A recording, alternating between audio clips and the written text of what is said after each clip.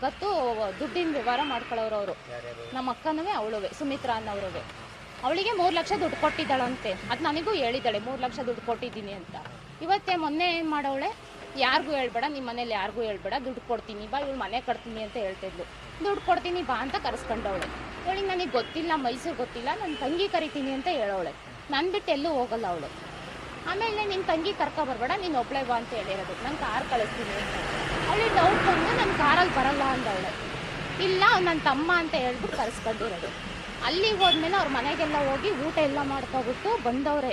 ಅಲ್ಲಿ ಸ್ವಲ್ಪ ಜಗಳ ಐತೆ ಅನಿಸುತ್ತೆ. ಅವಾಗ ಏನು ಮಾಡೋಳು, ಅವಳು ಬೇರೆ ಅವನಿಗೆ ಹೇಳ್ಕೊಟ್ಟಿರೋದು, ಅವಳನ್ನ ಮನೆಗೆ ಕಳಿಸ್ಬೇಡ, ಕರ್ಕೊಂಡೋಗಿ ಅವಳನ್ನ ಒಡವೆ ಎಲ್ಲ ಕಿತ್ಕೊಬಿಟ್ಟು ಸಾಕು ಮನೆಗಂತ ಕಳಿಸ್ಬೇಡ ಅಂತ ಹೇಳೋಳು. ಅವನು ಒಪ್ಕೊಂಡವನಂತೆ ಸರ್. ಈ ಥರ ಎಲ್ಲ ಮಾಡೋರು. ಅವ್ಳು ಹೇಳಿದಕ್ಕೋಸ್ಕರ ನಾನು ಈ ಥರ ಮಾಡಿರೋದು ಅಂತ ಅವರು ಒಪ್ಕೊಂಡವ್ರಂತೆ. ಈಗ ಅವ್ರು ನಮಗೆ ದುಡ್ಡು ಕೊಡಬೇಕು ಸರ್. ಅವಳಿಂದನೇ ನಮ್ಮ ಅಕ್ಕನ ಲೈಫ್ ಹಾಳಾಗಿರೋದು. ನಮ್ಮ ಅಕ್ಕಗೆ 2 ಜನ ಮಕ್ಕಳು ಸರ್.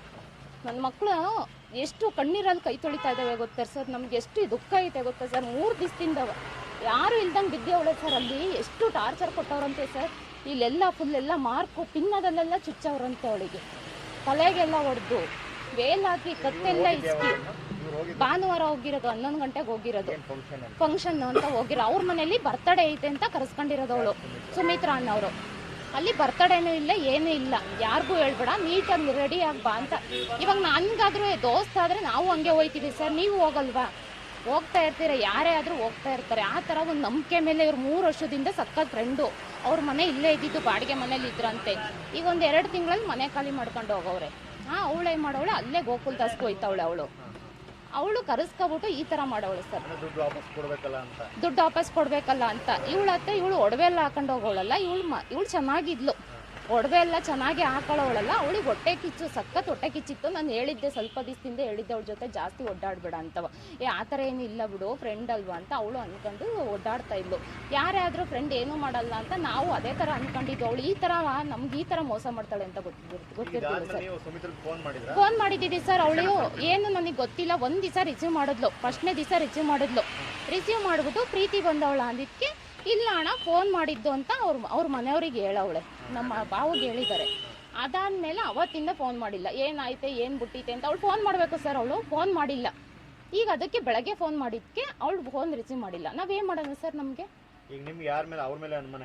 ಅವನು ಹೇಳ್ತಾ ಇದ್ದಾನಲ್ಲ, ಅವರೇ ಕರ್ಸಿರೋದು, ಅವ್ರ ಮನೆಗೆಲ್ಲ ಹೋಗಿ ಊಟ ಮಾಡ್ಕೊ ಬಂದಿದ್ದೀವಿ ಅಂತ ಅವ್ನು ಹೇಳ್ತಾ ಇದ್ದಾನಂತೆ. ಅವನು ಆ ಥರ ಕಂಪ್ಲೇಂಟ್ ಕೊಟ್ಟವನೇ. ಅವನು ಅವರಮ್ಮ ಮತ್ತು ಅವ್ರ ಮಗ ಅಂತೆ, ಆನಂದ್ ಅಂತ ಅವ್ರ ಮಗನ ಹೆಸರು. ಅವರೆಲ್ಲ ಸೇರ್ಕೊಂಡು ನಾವು ಮಾಡಿರೋದು, 3 ಜನ ಮಾಡಿರೋದು. ಅವನು ಹೇಳ್ಕೊಟ್ಲಂತೆ ಅವಳನ್ನಂತೂ ಬಿಡ್ಬೇಡ ನೀನು, ಅವಳನ್ನೇನಾದರೂ ಮಾಡಾಕಿ ಸಾಯಿಸ್ಬಿಡು ಅಂತವ. ಅವ್ನು ಅದಕ್ಕೇನೆ ಅವ್ರ ಮನೆ ಹತ್ರ ಕರ್ಕೊಂಡೋಗಿ ಅವ್ನು ಸಾಯಿಸಿರೋದು. ಆ ಥರ ಮದುವೆಗೆ 16 ವರ್ಷ ಆಯ್ತು ಸರ್. ಮಕ್ಕಳು ಅವನು ದೊಡ್ಡವನು, ಅವನು ಚಿಕ್ಕವನೊಬ್ಬ ಇದ್ದಾನೆ. ಇವ್ರು ಗಾರ್ಮೆಂಟ್ಸಿಗೆ ಹೋಗೋರು, ಗೋಕುಲ್ ದಾಸ್ಗೆ. ಅವ್ರು ಹೋಗೋಕೆ ಹಿಡಿದು 5 ವರ್ಷ ಆಯಿತು ಸರ್. ಅವಾಗ ಪರಿಚಯ ಆಗಿರೋದು. ಈಗ ಒಂದು 3 ವರ್ಷದಿಂದ ಪರಿಚಯ ಆಗಿರೋದು ಅವಳು. ಸುಮಿತ್ರಂದು ಯಾವ ಊರು ಅಂತ ಗೊತ್ತಿಲ್ಲ ಸರ್. ಇಲ್ಲಿ ಬಾಡಿಗೆ ಮನೇಲಿ ಇದ್ಲಂತೆ ಅವಳು.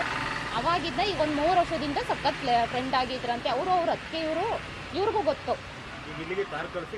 ಇಲ್ಲಿಗೆ ಇನ್ನರ್ ಸರ್ಕಲ್ ಕರ್ಸಿದ್ರಂತೆ. ಕಾರ್ ಕೊಟ್ಟಿದ್ದಾರೆ, ಕಳ್ಸಿದ್ದಾರೆ. ಅಲ್ಲಿಂದ ಅದು ಕೇರ್ಪೇಟೆಯಿಂದ ಕಳ್ಸಿರೋದು, ನನ್ನ ತಮ್ಮ ಅಂತ ಕಳ್ಸಿರೋದು. ಅವ್ನು ಬಂದು ಇಲ್ಲಿಂದ ಕರ್ಕೊಂಡು ಹೋಗೋವಳೆ. ಅವಳಿಗೆ ಹತ್ತಕ್ಕೂ ಭಯ ಐತೆ. ನಾನು ಬರಲ್ಲ, ಬಸ್ಗೆ ಹೋಯ್ತೀನಿ ಅಂತ. ಮತ್ತು ಅಲ್ಲೂ ಅವ್ರ ಮನೇಲಿ ಹೇಳೋಳಂತೆ, ನಾನು ಇಲ್ಲ, ನಾನು ಬಸ್ಗೆ ಹೋಯ್ತೀನಿ.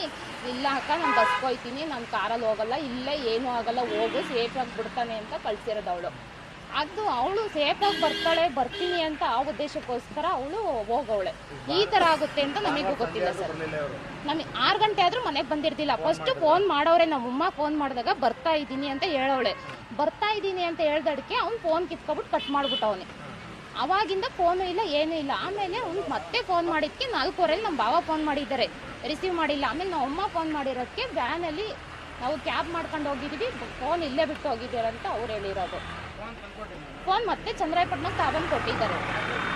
ಇವರು ಹೋಗಿದ್ರು, ನಮ್ಮನೆಯವರು, ನಮ್ಮ ಬಾವ ಎಲ್ಲ ಹೋಗಿದ್ರು. ಆ ಕಂಪ್ಲೇಂಟ್ ಕೊಟ್ಟಿದ್ವಲ್ಲ ಸರ್, ಫೋನ್ ಐತೆ ಬನ್ನಿ ಅಂತ ಹೇಳಿದ್ರು.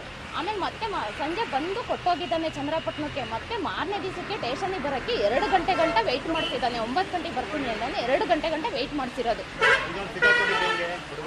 ಅದ್ರಿಂದನೇ ಫೋನ್ ಕೊಡೋಕ್ಕೆ ಅಂತ ಬಂದಲ್ಲ, ನಾನು ಎಲ್ಲ ಹೇಳ್ತೀನಿ ಅಂತ ಸಿಗಾಕೊಂಡವನು. ಸಿಗಾಕೊಂಡ್ಮೇಲೆ ಸರ್ ಅವನೇನು ಮಾಡ್ದ, ಕಂಪ್ಲೇಂಟ್ ಕೊಟ್ಟಿದ್ವಲ್ಲ, ಸ್ಟೇಷನ್ ಹತ್ರ ಬಂದಾಗ ಪೊಲೀಸ್ನವ್ರು ಬಾಯಿ ಬಿಡಿಸ್ದಾಗ ಏನನ್ನಂತೆ, ಇಲ್ಲ ಸರ್ ಸೇಫ್ ಆಗಿದ್ದಾರೆ ಅಂತ ಹೇಳಿದ್ರಂತೆ. ಆಮೇಲೆ ಕರ್ಕೊಂಡು ಹೋಗ್ತೀನಿ ಅಂತ ಲೊಕೇಶನ್ ನಾನು ಎಲ್ಲೆಲ್ಲಿ ಕರ್ಕೊಂಡು ಹೋಗಿದ್ದೆ, ಯಾರ ಮನೆ ಹತ್ರ ಕರ್ಕೊಂಡು ಹೋಗಿದೆ ಅಂತ ಎಲ್ಲ ಒಪ್ಕೊಂಡಿದ್ದಾನೆ. ಆಮೇಲೆ ಇವು ಕರ್ಕೊಂಡು ಹೋದಾಗ ಮೊದಲು ಇದ್ದಾಳೆ, ಏನೂ ಮಾಡಿಲ್ಲ, ತೋಟದ ಮನೇಲಿ ಇಟ್ಟಿದ್ದೀನಿ ಅಂತ ಹೇಳಿದಂತೆ ಅವನು. ತೋಟದ ಮನೇಲಿ ಇಟ್ಟಾಗ ಮತ್ತೆ ಮಾರನೇ ದಿವಸಕ್ಕೆ ಸರ್ 3 ಜನ ಶಾಮೀನಾಗಿರೋದು ಅಂತ ಅವ್ನು ಒಪ್ಕೊಂಡಂತೆ. ನಾನೊಬ್ಬ, ನನ್ನ ಜೊತೆ 2 ಜನ ಇದ್ದಾರೆ ಅಂತ ಒಪ್ಕೊಂಡಂತೆ ಅವ್ನು ಫಸ್ಟು. ಆಮೇಲೆ ಮತ್ತೆ ಮಾರನೇ ದಿವಸಕ್ಕೆ ಹೋದ್ರಾಗುತ್ತೆ ಅಂತ ಒಂದು 5:30 ಹೋಗಿದ್ದಾರೆ ಅವರು. 5:30 ಹೋದಾಗ ನಮ್ಗೆ 10:30, 10 ಗಂಟೆ 11 ಗಂಟೆ ಆದರೂ ನಮಗೆ ಗೊತ್ತಾಗಲಿಲ್ಲ. ಆಮೇಲೆ ಎಲ್ಲ ಏನಂದ್ರು ಕಿಕ್ಕೇರಿಗೆ ಬನ್ನಿ ಅಂತ ಹೇಳಿದ್ರು. ಆ ಕಿಕ್ಕೇರಿಗೆ ಹೋದಾಗಲೇ ನಮಗೆ ಗೊತ್ತಾಗಿದ್ದು ನಮ್ಮ ಅಕ್ಕಂದು ಅಲ್ಲಿ ಬಿದ್ದಿದೆ ಅಂತ. ಅದು ಫುಲ್ ಅವ್ನು ಸಾಯಿಸ್ಬಿಟ್ಟು ವೇಲೆಲ್ಲ ಹಾಕ್ಬಿಟ್ಟು ಮೆಟ್ರಾಗ ವೇಲೆಲ್ಲ ಹಾಕಿ ತಲೆಗೆಲ್ಲ ಹೊಡೆದು ತಲೆಯೆಲ್ಲ ಗುಂಜಾಡಿ ಓಲೆಲ್ಲ ಕಿತ್ತಿದ್ದಾನೆ. ಓಲೆ ಬಂದಿಲ್ಲ, ಅದು ಓಲೆ ಹಂಗೆ ಕಿವಿಲೇ ಇಟ್ಕಂತೆ. 1 ರಿಂಗ್ ಕಿತ್ಕೊಂಡಿದ್ದಾನೆ, 2 ರಿಂಗ್ ಕಿತ್ಕೊಂಡಿದ್ದಾನೆ, 1 ರಿಂಗು ಕೈಲೇ ಇಟ್ಕಂತೆ, 1 ಬ್ರಾಸ್ಲೆಟ್ ಕಿತ್ಕೊಂಡಿದ್ದಾನೆ, ಆಮೇಲೆ 1 ಮಾಂಗಲ್ಯ ಚೈನ್ ಕಿತ್ಕೊಂಡಿದ್ದಾನೆ. ಆಮೇಲೆ ಇನ್ನೇನೇನು ತಗೊಂಡೋಗಿದ್ಲು ನಮಗೆ ಗೊತ್ತಿಲ್ಲ ಸರ್. ಊರಿಗೆ ಹೋಗ್ತೀನಿ ಅಂತ ಹೋಗಿದ್ದು, ಪಾಪ ಅವಳು ಬರ್ನೇ ಇಲ್ಲ ಸರ್. ನಮ್ಗೆ ಎಷ್ಟು ಬೇಜಾರಾಗುತ್ತೆ ಸರ್. ನಮಗೆ ನನ್ನ ಮಕ್ಕಳು, ಸಣ್ಣ ಮಕ್ಕಳು ಬಿಟ್ಟು ಅವಳು ಆ ಕೆಲಸ ಮಾಡಬಾರ್ದಾಗಿತ್ತು ಸರ್. ಫ್ರೆಂಡು ಅಂತ ಹೋದ್ರೆ ಈ ಕೆಲಸ ಮಾಡಿದ್ರೆ ನಾವೇನು ಮಾಡೋದು ಸರ್? ನಾವೇನು ಮಾಡ್ಕೊಂಡು ಸಾಯೋದು ಸರ್? ಸಣ್ಣ ಮಕ್ಕಳು ಸರ್ ಅವು. ಇನ್ನು ಒಬ್ಬ 4ನೇ ಕ್ಲಾಸು, ಅವನಿಗೆ ಎಷ್ಟೋ ಗೊತ್ತಾಗುತ್ತೆ ಬಿಡಿ ಸರ್. ಅವನು 9ನೇ ಕ್ಲಾಸು. 4ನೇ ಕ್ಲಾಸ್ ಹುಡುಗನಿಗೆ ಯಾವ ಥರ ಸಮಾಧಾನ ಮಾಡೋದು ಸರ್ ನಾವು?